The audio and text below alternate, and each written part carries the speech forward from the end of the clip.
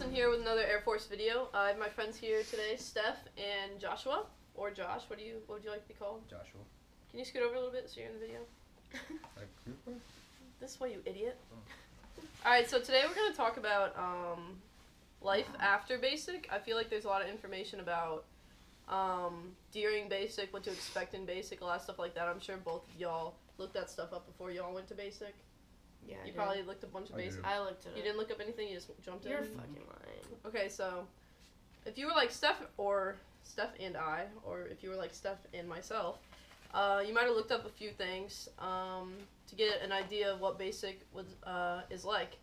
But I want to give you guys a couple tips about life after basic, because basic's only 8.5 weeks long, unless they changed. I don't think they did yet. But it's only 8.5 weeks long. It's a really small chunk of your Air Force career.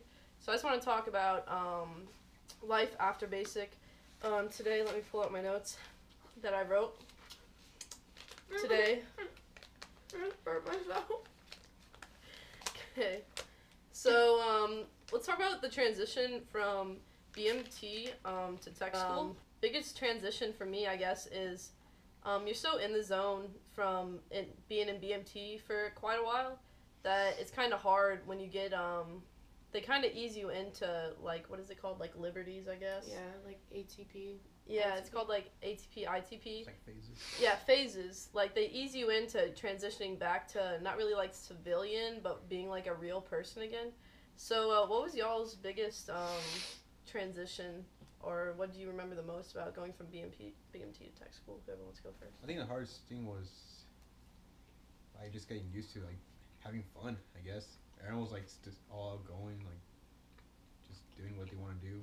And I was still kind of used to getting told what to do, basically. That's a good one. I was kind of surprised by Can you not talk like that? Okay. I was surprised by being able to talk to people and talk to NCOs like a person instead of acting like they're like a king or a queen. And then you realize, like, respect NCOs, but you realize that you treat them like gold, and they're really not as hot as you thought they were when you were in basic. Like, because anyone can be an NCO. You know what I'm saying? Yeah. Like, it's not like they were, like, given this, like, crazy position by, like, the president. But that's how it seems in basic. Like, you see an NCO, or even a senior airman, or anyone with stripes that's just... No, go on. There were senior airmen TIs whenever I went through. And you're like, oh, shit. Like, and you're just like, oh, fuck, you know? Because you see the rank, and it's like, wow. All right, next.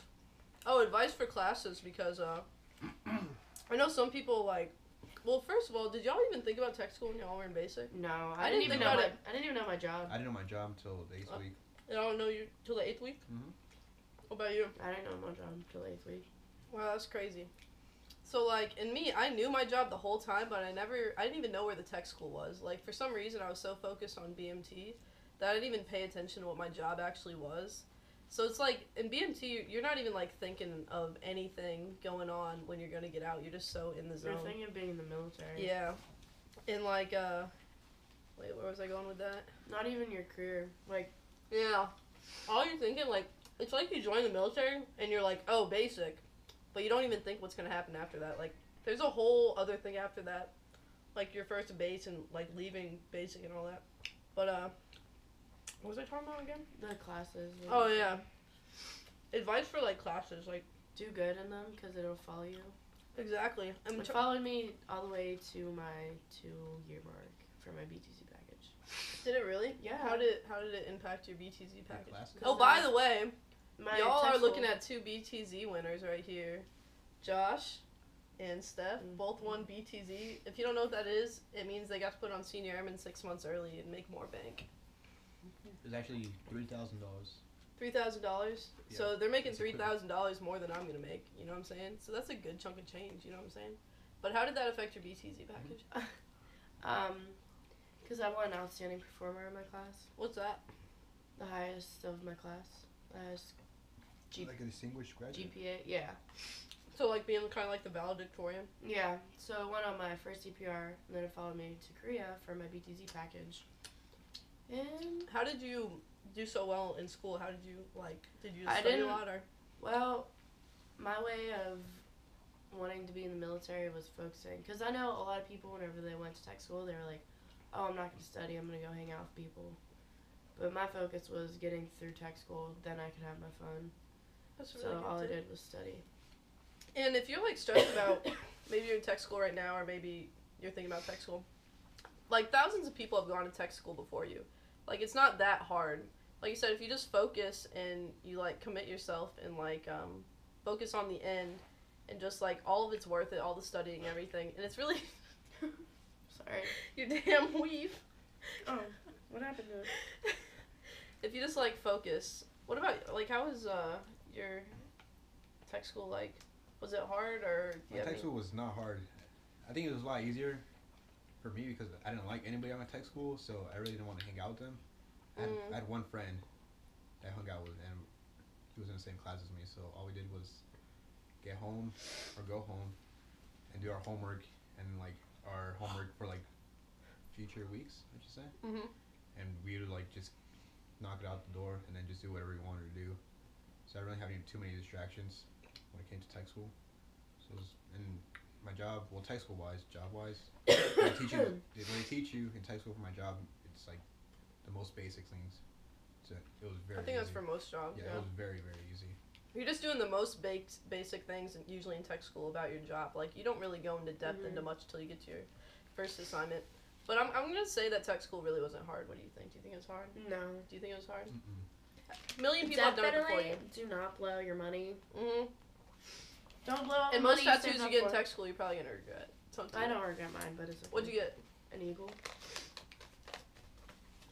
All right, we're gonna talk about Alright, don't get an Air Force tattoo in tech school either. But don't get an Air Force tattoo before you go to basic training. Oh my god, everyone's gonna think you're an idiot. Don't ever get an Air Force tattoo. That's true. Especially the actual Air Force symbol, like that's on the folders that your recruiter gives you. All right, so now we're gonna talk about going to our first base and transitioning from tech school to our first base. So basically, I don't think anyone will know what their base is unless they're a guard or reserve, right? Yeah. No one's gonna know what their base is, right? In tech school?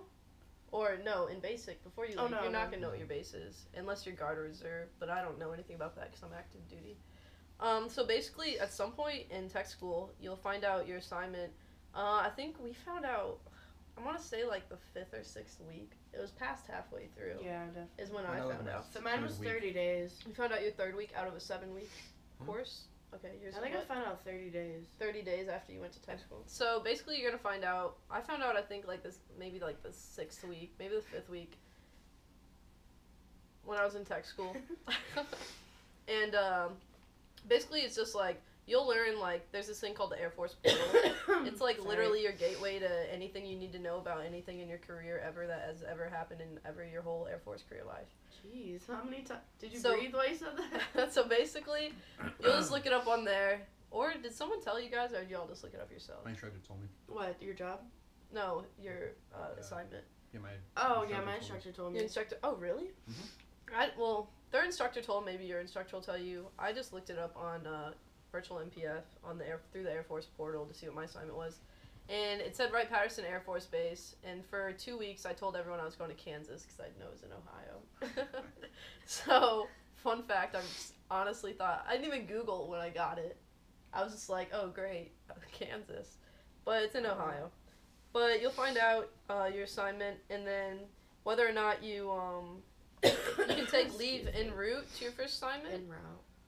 You can take leave en route to your first assignment, and I kind of suggest you do that if you want to, because you can also do RAP, which you can do once a year, by the way.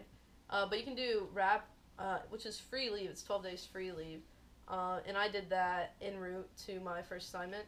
And then someone should meet you at the airport, and then show you to your dorms, maybe buy you some food, help you out, take you to Walmart or something. How was y'all's experience going to your first base? You want to go first? Sure.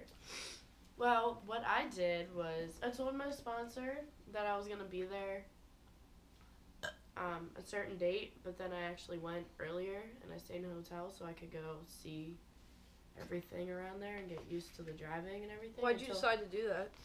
Because I wanted to spend a night in a hotel room and just wander, go to the beach and view everything, because I didn't know how my work schedule was gonna be like. Yeah, that's true. true. Or I was gonna work weekends. I had no idea because I was just getting into. It's like my first job in the military. Yeah. Oh, this is already shedding. Jesus. So did you have a good sponsor? Yeah, she asked me my favorite candy, all this stuff. Like, she asked me what my favorite drinks were. So she stocked you up. Yeah. So wow. I went in my room, opened my fridge, and it was stacked with food. Wow. She bought me pillows. Wow. She drove me around everywhere. I had a car, but she was like, "You can hop in my car, and I'll take you everywhere." That's really cool. And that's how sponsors really should be. My sponsor just picked me up from the airport and dropped me off. I didn't have anything, and it was like 11 o'clock at night. I had no food. I had no bedding. I didn't have a towel. I didn't have anything to take a shower. I had absolutely nothing. So keep in mind that, I don't know, people hopefully will, like her situation, help you out. Maybe not to that extent, which is really nice. But they should help you out with getting settled in your first day. Keep in mind that you might get a sponsor that might not do that, so maybe bring a couple things. Or ask to stop. Like, there's nothing wrong with asking if you can go somewhere to buy stuff. Because you need stuff, you know? And especially if you don't have a car. So I didn't have a car at my first base for 2 months.